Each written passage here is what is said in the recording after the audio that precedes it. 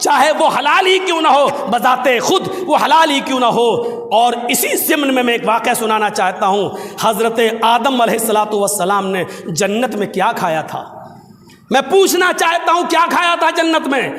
شجر ممنوعہ، وہی ایک درخت کا پھل ہی تو کھایا تھا جس سے منع کیا تھا۔ کیا وہ جنت کے اندر جو پھل لگا تھا وہ کیا حرام تھا؟ حرام نہیں تھا وہ۔ اگر حرام ہوتا تو جنت میں ہوتا ہی نہیں۔ وہ حرام نہیں تھا وہ پھل حلال تھا، لیکن کھا لیا۔ کیوں کھا لیا؟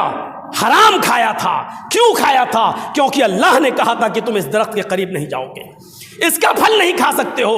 وَلَا تَقْرَبَا هَٰذِهِ الشَّجَرَةَ، اللہ نے کہا تھا کہ آئے آدم و حوا جنت میں جتنا چاہو کھاؤ، جتنا چاہو گھومو، جتنا چاہو پھرو، جتنا چاہو آرام کرو رہو، لیکن اس درخت کے قریب مت جانا، اس کا پھل مت کھانا۔ اب جس پھل سے روک دیا اس کا کھانا حرام ہو گیا، چاہے وہ حلال ہی کیوں نہ ہو۔ آدم و حوا کو روکا تھا اور کسی کو نہیں روکا تھا۔ تم دونوں وَلَا تَقْرَبَا هَٰذِهِ الشَّجَرَةَ، تم دونوں اس درخت کے قریب مت جانا، ان دونوں کو روکا تھا اور کسی کو نہیں روکا تھا۔ اب آدم اور حوا کے لیے وہ درخت حرام تھا، اس کا پھل حرام تھا، اگرچہ وہ حلال تھا لیکن اللہ نے منع کر دیا تو وہ حرام ہو گیا۔ اور سن لو سود کھانے والوں، بیاس کھانے والوں، ایک دوسرے کے حق مار کر کھانے والوں، ایک دوسرے کے پیسوں میں بے ایمانی کر کے کھانے والوں، آدم نے صرف ایک منع کیا ہوا پھل، اللہ کی حرام کردہ ایک پھل کا ٹکڑا کھایا تھا۔ اللہ نے جنتی لباس ان کے جسم سے اتار دیا اور ان کو اپنی جنت سے بے دخل کر کے دنیا میں بھیج دیا۔ ہم حرام کے لقموں سے اپنی باڈی بنا رہے ہیں۔ ہمارا جسم جہنم میں کس حد تک جلنے کے لائق ہے، ہم کس حد تک جینے کا حق رکھتے ہیں، ہم اس دنیا میں بھی زندہ رہنے کا حق رکھتے ہیں یا نہیں رکھتے ہیں۔ ہر آدمی یہ غور کرے اپنی زندگی پر، ہر آدمی سوچے اپنی زندگی کے بارے میں، اور سوچے کہ اس رمضان کے مہینے میں اللہ تعالیٰ نے اس کو کتنا زیادہ پابند بنایا ہے حلال روزی کا۔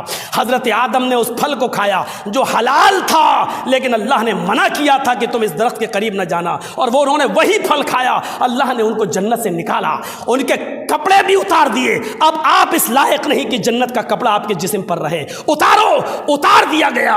جنت کے بڑے بڑے درختوں کے پتوں سے اپنا جسم چھپایا، پھر کہا جاؤ دنیا میں، اور بھیج دیا۔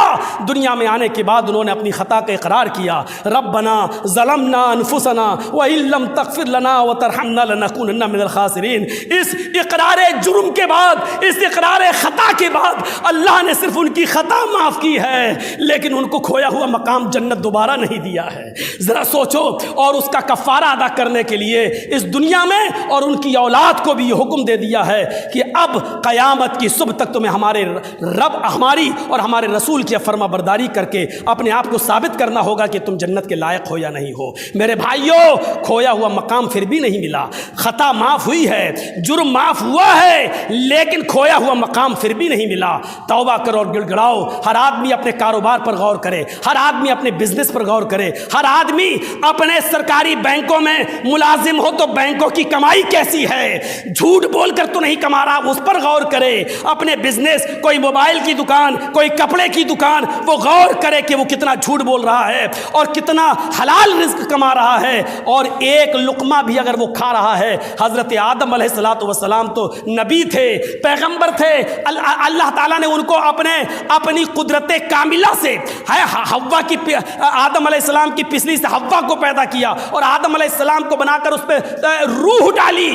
اتنی مبارک ہستی، لیکن ایسی ہستی کو بھی اللہ کی صرف ایک نافرمانی کرنے کی وجہ سے جنت سے نکال دیا گیا۔ ہم اپنی زندگیوں پر غور کریں۔ روزہ اسی لیے آیا ہے کہ ہم یہ دیکھیں کہ ہماری زندگیوں میں کتنا انقلاب پیدا ہوا ہے، اور ہم نے اپنی زندگیوں کے اندر حلال روزی کمانے کے کتنے ذریعے پیدا کیے ہیں، اور حرام چیزوں سے بچنے کے لیے کتنے راستے ہم نے اپنائے ہیں۔ ہمیں یہ سوچنا ہے، اور روزہ اگر یہ سب چیزیں ہمارے اندر پیدا کر رہا ہے تو قبول، ورنہ میرے پیارے ساتھیوں ایسا ہی ہے جیسے ہم دن بھر بھوکے اور پیاسے رہے اور ہمارے روزے ہمارے منہ پر مار دیے گئے۔ میرے بھائیوں، پھر میں کہتا ہوں کہ شریعت کو شریعت کے حساب سے سمجھنا، اپنی عقل کو دخل نہیں۔ میں نے کل جمعے کے خطبے میں بہت کچھ کہہ دیا تھا کہ ہم اپنے حساب سے شریعت کو نہیں چلا سکتے۔